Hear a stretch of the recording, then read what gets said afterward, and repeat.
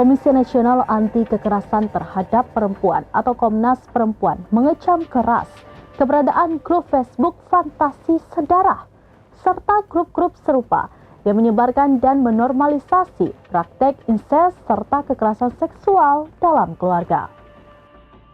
Komisi Nasional Anti Kekerasan Terhadap Perempuan atau Komnas Perempuan mengecam keras keberadaan grup Facebook Fantasi Sedarah serta grup-grup serupa yang menyebarkan dan menormalisasi praktik insest serta kekerasan seksual dalam keluarga.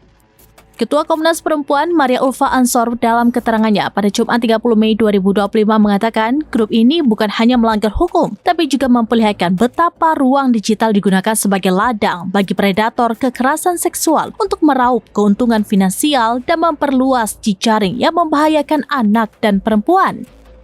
Komnas Perempuan mengungkap kekhawatiran terhadap para korban yang belum terjangkau dan telah mengalami kekerasan seksual dari para predator tersebut.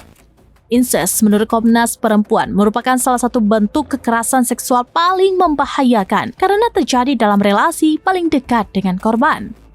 Komnas Perempuan menjelaskan ihwal insest mencakup parental insest, yaitu antara orang tua dan anak, sibling insest antara saudara kandung, dan family insest dengan kerabat dekat seperti paman dan bibi yang memiliki kekuasaan atas anak dan hubungan sedarah. Merujuk data catatan tahunan atau Catahu Komnas Perempuan, insest merupakan bentuk kekerasan seksual tertinggi di ranah personal. Di 5 tahun terakhir, yaitu dari tahun 2019 hingga 2024, tercatat 1.765 kasus, dengan angka tertinggi pada tahun 2019 sebanyak 1.071 kasus. Angka ini sempat menurun drastis pada tahun 2021, yaitu 15 kasus yang diduga akibat hambatan pelaporan selama pandemi. Tapi kembali meningkat menjadi 433 kasus di tahun 2022 dan 213 kasus pada tahun 2023. Komnas Perempuan menilai jumlah korban kemungkinan jauh lebih besar dari yang terlapor, terutama mengingat besarnya anggota grup yang sudah diidentifikasi.